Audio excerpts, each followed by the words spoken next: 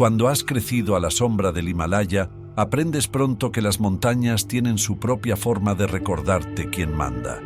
Tormentas de nieve que surgen de la nada, desniveles que tientan al destino, avalanchas que rugen sin previo aviso. Respetas las cumbres, honras a los espíritus y aprendes a escuchar las historias que cuentan los ancianos, incluso las que parecen sacadas directamente de un cuento de terror. Una de esas historias era sobre el Himalaya, el vigilante de la montaña.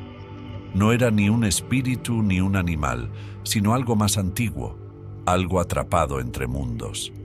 Los ancianos decían que vivía por encima del límite de los árboles, donde el viento nunca deja de aullar y el aire es tan delgado que te roba el aliento. Afirmaban que vigilaba las altas cumbres, tomando solo lo necesario para proteger sus dominios. Pero de vez en cuando, alguien bajaba de las montañas jurando que lo había visto o, peor aún, afirmando que él le había visto a él. Nunca había pensado mucho en estas historias hasta la primavera pasada. Un grupo de excursionistas había pasado por nuestro pueblo con destino a una de las rutas menos transitadas de las laderas. Me contrataron para guiarles y, aunque les advertí de que el tiempo era impredecible en esa época del año, decidieron emprender el viaje. El grupo tenía suficiente experiencia, así que supuse que se las arreglarían. Salimos al amanecer, con las montañas ya cubiertas de niebla, de esa que se pega a la piel y amortigua todos los sonidos. Los primeros días fueron tranquilos, la rutina habitual de senderos empinados, noches heladas y aire enrarecido. Pero a medida que ascendíamos, la atmósfera empezó a cambiar. El aire parecía más pesado, el silencio más profundo.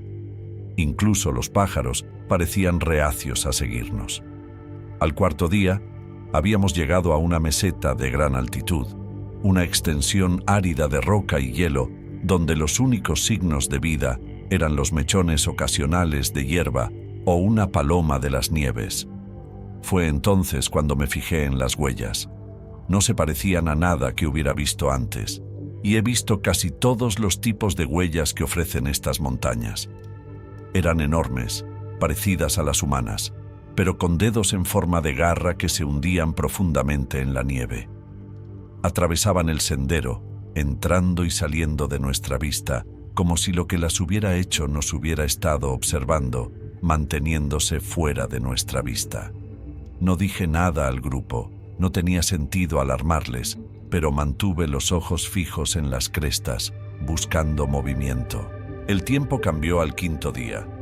Las nubes aparecieron rápidamente, tapando el sol y envolviendo las cumbres en una espesa niebla gris. La nieve empezó a caer, ligera al principio, luego más pesada, hasta que el sendero era poco más que una sugerencia bajo nuestros pies. Decidimos acampar temprano, acurrucados contra un afloramiento rocoso que ofrecía cierto cobijo del viento. Al caer la noche, la tormenta empeoró. El viento aullaba como un ser vivo, sacudiendo las tiendas y enterrando nuestras huellas en cuestión de minutos. Estaba sentado fuera de mi tienda, abrigado contra el frío, cuando lo vi. Al principio, solo era un parpadeo de movimiento, una sombra contra la nieve arremolinada, demasiado grande para ser un ciervo o un lobo. Estaba en la cresta por encima de nosotros, silueteado contra la tormenta, alto, imposiblemente alto, con largos brazos que parecían colgar demasiado a los lados. Por un momento pensé que podría ser uno de los caminantes, pero entonces se movió, rápido, fluido, desapareciendo tras las rocas con una gracia que ningún ser humano podría igualar. Me dije que no era nada, un truco de la luz, pero la inquietud que sentía en el estómago me decía lo contrario. Aquella noche me quedé despierto hasta tarde, sentado junto a las últimas brasas del fuego, escuchando la tormenta y observando la oscuridad más allá del campamento. Pero lo que había visto no regresó, y finalmente el cansancio me sumió en un sueño intranquilo. A la mañana siguiente, la tormenta había amainado. dejando un manto de nieve fresca sobre la meseta. Mientras recogíamos el campamento, me di cuenta de algo que me heló la sangre. Las huellas habían vuelto, rodeando el campamento en un amplio arco. Estaban frescas, los bordes afilados, las marcas de garras profundas. Lo que las había hecho había estado cerca, mucho más cerca de lo que me había dado cuenta. No necesitaba seguirlos para saber que conducían de vuelta a la cresta. A estas alturas, incluso los caminantes estaban nerviosos. No lo decían abiertamente, pero podía verlo en sus ojos, en la forma en que miraban al horizonte mientras nos poníamos en marcha de nuevo, en la forma en que sus conversaciones se hacían más cortas y silenciosas. El sendero nos llevó más arriba, a un paso estrecho flanqueado por acantilados escarpados. El camino era lento, la nieve nos llegaba hasta la cintura y el viento cortaba todas las capas de ropa. Fue entonces cuando nos sorprendió. En un momento estábamos caminando por el paso y al siguiente, una sombra se cernió sobre el grupo. Levanté la vista justo a tiempo para verla. El Gemalaya, el vigilante de la montaña, de pie sobre una roca a menos de 6 metros de distancia. Era incluso más grande de lo que había pensado. Su cuerpo enjuto pero increíblemente fuerte, con una piel pálida y moteada que parecía fundirse con la nieve y la roca. Su cara, nunca olvidaré su cara. Era humanoide pero equivocado, con unos ojos profundos que destilaban inteligencia, una nariz achatada y una boca ancha y sin labios que se curvaba en algo que podría haber sido un gruñido o una sonrisa. Durante un segundo, ninguno de nosotros se movió. El mundo pareció contener la respiración y el aullido de la tormenta se redujo a un murmullo. Entonces, con una velocidad que desafiaba su tamaño, la criatura saltó de la roca y aterrizó en la nieve con un ruido sordo. No atacó directamente, pero empezó a rodearnos, con movimientos inquietantemente suaves y la mirada fija en el grupo. Levanté los brazos para parecer más grande, para ganar tiempo, pero ni siquiera me miró. Y entonces se abalanzó, se desató el caos. Uno de los senderistas gritó, otro resbaló y cayó en la nieve. No sé cómo conseguí agarrar mi piolet, pero lo blandí a ciegas mientras la criatura embestía y la hoja se enganchaba en su brazo. Soltó un sonido que solo puedo describir como un rugido y una carcajada combinados. Un ruido profundo y gutural que me estremeció hasta la médula. Pero el golpe lo había sobresaltado y por un momento retrocedió, retirándose al borde del paso. Ese momento era todo lo que necesitábamos. Grité al grupo que se moviera, empujándolos por el sendero tan rápido como podían. La criatura no nos siguió, al menos no de inmediato. Se quedó allí, observándonos con esos ojos ardientes, como si estuviera decidiendo si valía la pena el esfuerzo. Luego, con un último chillido escalofriante, se dio la vuelta y desapareció en la nieve. No dejamos de correr hasta que estuvimos a kilómetros de distancia, y la adrenalina solo desapareció cuando llegamos a la relativa seguridad de un campamento más bajo. Nadie habló mucho después de aquello, y cuando por fin conseguimos volver al pueblo, el grupo hizo las maletas y se marchó al día siguiente sin despedirse. No suelo contar esta historia. La mayoría de la gente no me creería, y quizás sea lo mejor. Pero cada vez que subo a las altas cumbres, lo siento. La presencia del vigilante, persistente en el silencio, en las sombras. Los ancianos tenían razón. Las montañas tienen sus guardianes y no les gustan los intrusos. Las montañas están vivas de un modo que la mayoría de la gente nunca entenderá. Respiran, susurran y recuerdan. Mi familia ha vivido a la sombra del Himalaya durante generaciones y hemos aprendido a vivir en armonía con la tierra y sus espíritus. Pero las montañas no siempre dan la bienvenida a los forasteros y a veces nos recuerdan que hay cosas en este mundo que es mejor no tocar. Esta historia no la cuento a la ligera. Ocurrió cuando era joven y trabajaba de porteador en una expedición que se dirigía a un valle remoto. El equipo no era como los excursionistas habituales con los que trabajaba. No eran alpinistas en busca de cumbres ni viajeros en busca de iluminación. Eran científicos, con sus mochilas cargadas de extraños instrumentos y cuadernos, sus mentes fijas en cosas que yo no entendía del todo.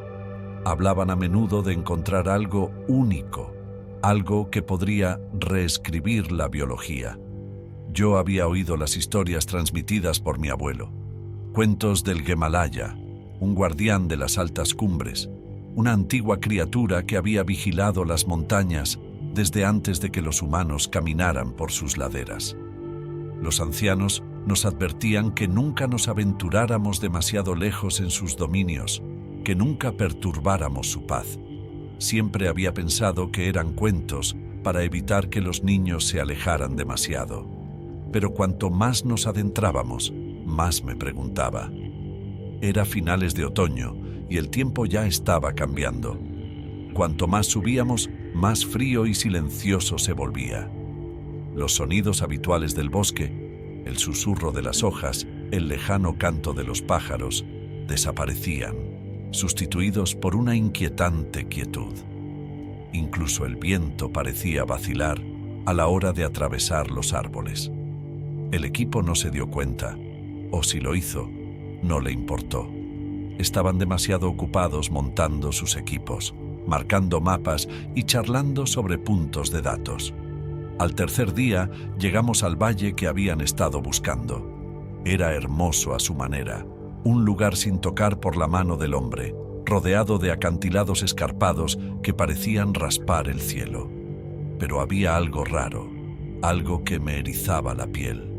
El aire parecía más pesado, más frío, a pesar de que brillaba el sol. Las sombras se aferraban a los acantilados y persistían mucho después de haberse desvanecido. El equipo estaba encantado. Su entusiasmo era casi contagioso mientras desempaquetaban sus instrumentos y empezaban a trabajar. Hablaban de extrañas señales y movimientos que habían rastreado desde satélites, anomalías que no podían explicarse. Me quedé en los límites del campamento, inquieto pero reacio a expresar mis preocupaciones. No quería parecer supersticioso. Esa noche ocurrió el primer incidente. Uno de los porteadores, con el que había trabajado antes, desapareció. Había ido a recoger leña y nunca regresó. Buscamos por la zona, gritando su nombre, pero no encontramos rastro de él. Ni huellas, ni ramas rotas, nada. El equipo lo descartó como un accidente, diciendo que debía de haber resbalado y caído por un barranco.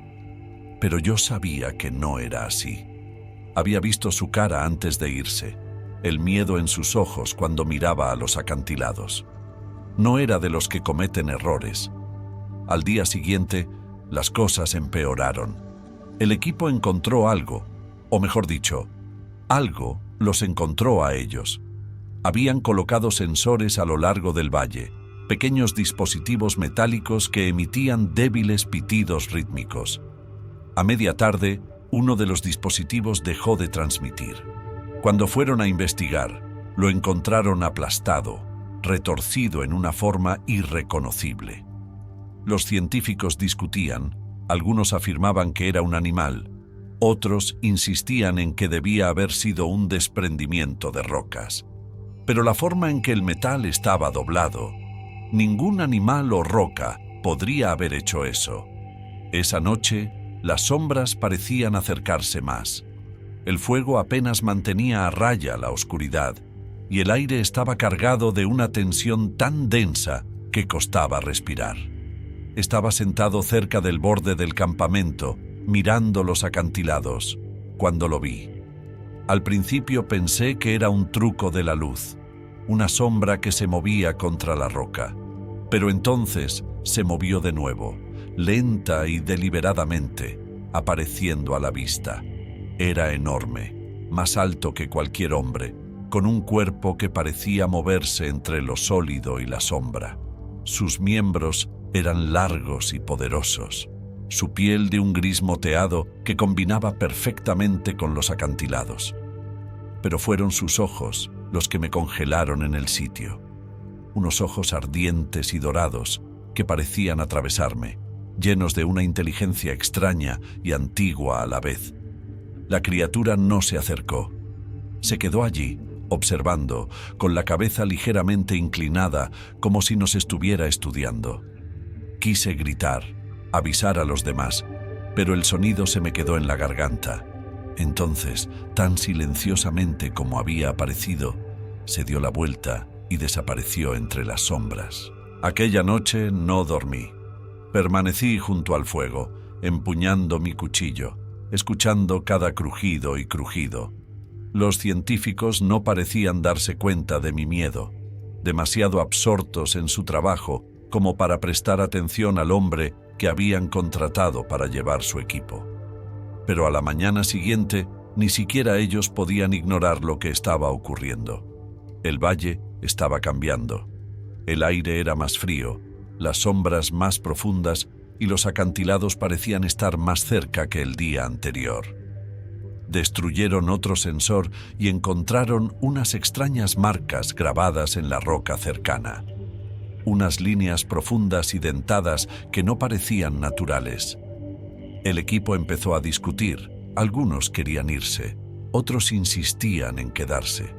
Hablaban de sus datos y de su descubrimiento, pero ninguno de ellos podía explicar la creciente sensación de pavor que se cernía sobre el campamento. Aquella tarde, la criatura volvió a aparecer. Esta vez no permaneció en las sombras. Salió al exterior, caminando por la cresta sobre el campamento, con movimientos suaves y depredadores. Los científicos se quedaron paralizados y olvidaron su equipo mientras la observaban. Uno de ellos intentó hacer una foto, pero en cuanto se disparó el flash, la criatura giró la cabeza hacia nosotros y sus ojos dorados se entrecerraron. Entonces emitió un sonido, un zumbido bajo y resonante que parecía vibrar en el aire. No era un rugido ni un gruñido, sino algo más profundo, más primitivo, un sonido que parecía resonar dentro de mi cráneo. El pánico se apoderó de los científicos, que se apresuraban a recoger sus bártulos y se gritaban unos a otros de miedo. Pero yo sabía que era demasiado tarde. Las montañas ya habían decidido.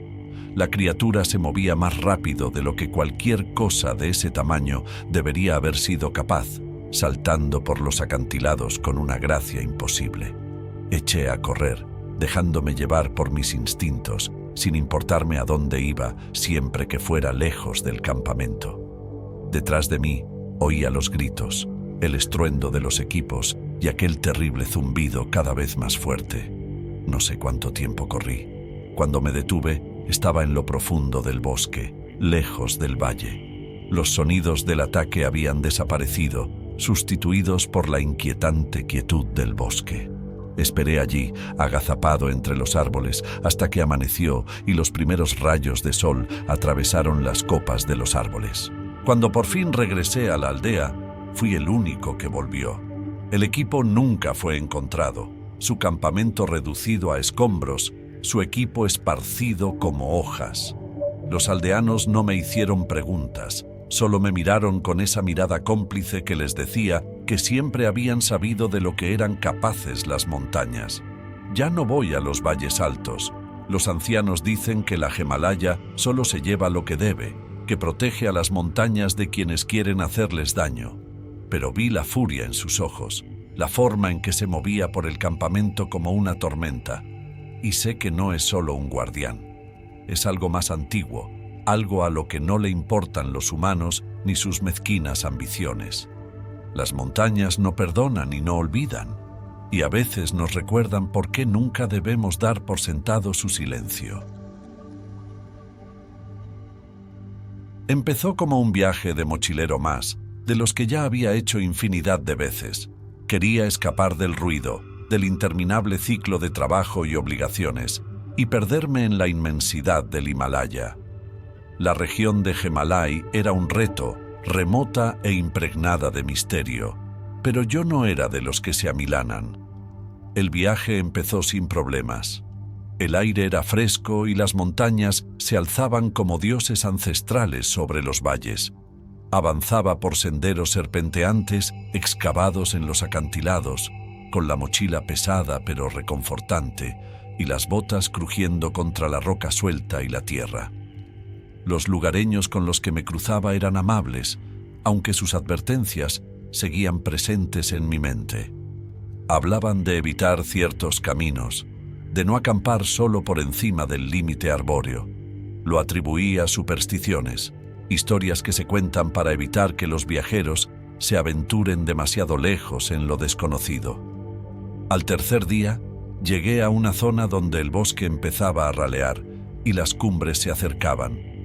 El paisaje era austero, hermoso, pero inquietantemente silencioso. Incluso el viento, que había sido mi compañero constante, pareció desaparecer al llegar a la cresta donde pensaba acampar. Una densa niebla se apoderó de mí cuando el sol empezaba a ponerse, se tragó el horizonte y me dejó envuelto en un mundo de gris y blanco. Monté la tienda rápidamente, no quería que me pillara el frío. La niebla se pegaba a todo, humedeciendo mi ropa y mi estado de ánimo. No encendí fuego. No había madera, solo afloramientos rocosos y parches de hierba quebradiza. Comí algo rápido, me metí en el saco de dormir y dejé que el peso de la caminata me adormeciera. Al despertar, sentí que algo rozaba la tienda. Al principio pensé que era el viento, aunque no había soplado cuando me acosté.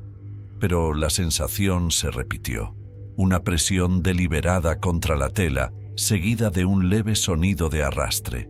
Se me aceleró el corazón y se me cortó la respiración.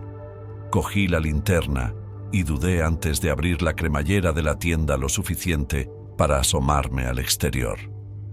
El haz de luz atravesó la niebla y no reveló nada más que el suelo rocoso y la niebla arremolinada. Exploré la zona con el pulso latiéndome en los oídos, pero no había señales de movimiento. Convenciéndome de que eran imaginaciones mías, volví a cerrar la cremallera de la tienda y me quedé tumbado, escuchando.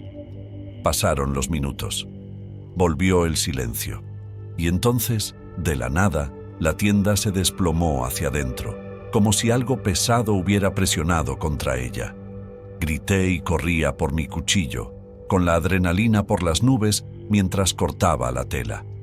El peso se disipó de inmediato y salí a la fría noche jadeando. Mi linterna parpadeó mientras la giraba en busca de lo que me había atacado. Fue entonces cuando lo vi. La figura era enorme, encorvada, con las extremidades increíblemente largas. Su cuerpo estaba envuelto en la niebla, los detalles eran confusos, pero los ojos eran inconfundibles. 2 puntitos de luz dorada ardían a través de la niebla, sin parpadear, fijos en mí. Dio un paso adelante y el suelo pareció temblar bajo su peso. Los movimientos de la criatura eran inquietantemente suaves, casi líquidos, como si no se rigiera por las mismas reglas de movimiento que cualquier otra cosa que hubiera visto. Eché a correr. Mis instintos me gritaron que huyera y obedecí sin pensarlo. La niebla se cerró a mi alrededor mientras tropezaba con las rocas y el sonido de mi propia respiración frenética me llenaba los oídos. Podía sentirla detrás de mí, su presencia como una mano fría en mi nuca. No me atreví a mirar atrás. El primer golpe llegó rápido. Ni siquiera lo vi. Un dolor agudo y punzante me atravesó el hombro, haciéndome caer al suelo. Mi linterna se desvaneció y su haz se atenuó al rodar en la oscuridad. Me llevé una mano al hombro y sentí la humedad cálida y pegajosa de la sangre. Los cortes eran profundos, irregulares y ardían como el fuego. Me obligué a ponerme en pie, aferrando el cuchillo, mientras la criatura emergía de la niebla.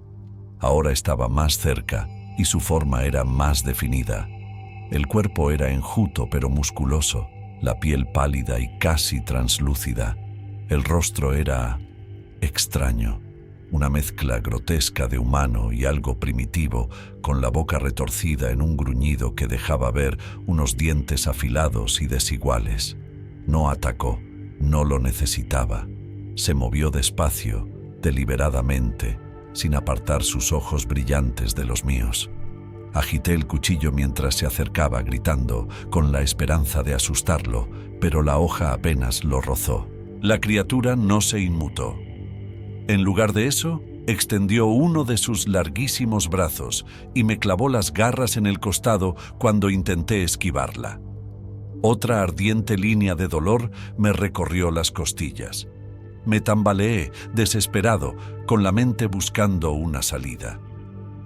Entonces recordé la pistola de bengalas de mi mochila. No era mucho, pero era algo. Tanteé con las correas y abrí la mochila mientras la criatura avanzaba. Mis dedos se cerraron en torno a la pistola de bengalas justo cuando se abalanzaba. El disparo iluminó la noche, un estallido de luz roja y humo que llenó el claro. La criatura retrocedió y emitió un sonido que no era ni un grito ni un rugido, sino algo mucho peor. Era un ruido profundo y gutural que parecía vibrar en mi pecho, lleno de una rabia casi palpable. No esperé a ver si la bengala lo había espantado para siempre. Agarré mi mochila y me agarré el costado mientras corría. Cada paso me producía dolor, pero no me detuve. La niebla empezó a disiparse a medida que descendía y el tenue resplandor del amanecer se abría paso entre los árboles. Cuando llegué a la base de la cresta, la criatura había desaparecido, pero el recuerdo de aquellos ojos ardientes seguía conmigo. Al mediodía llegué a un pueblo y me desplomé al borde de la carretera principal. Los lugareños me encontraron, me acogieron y me curaron las heridas. No les conté todo, no podía. Pero cuando uno de los ancianos vio los cortes de mi cuerpo, asintió lentamente con una expresión sombría. «Las montañas tienen sus vigilantes», dijo, casi para sí mismo. «Las cicatrices no han desaparecido y dudo que lo hagan algún día. Todavía me despierto algunas noches sintiendo el peso de esa presencia, el dolor ardiente de esas garras. La región de Gemalay es hermosa, pero no es nuestra. Pertenece a algo más antiguo, algo a lo que no le importa nuestra presencia. Cierto folclore tiene sus raíces en la verdad, y a veces la verdad es mucho peor que las historias».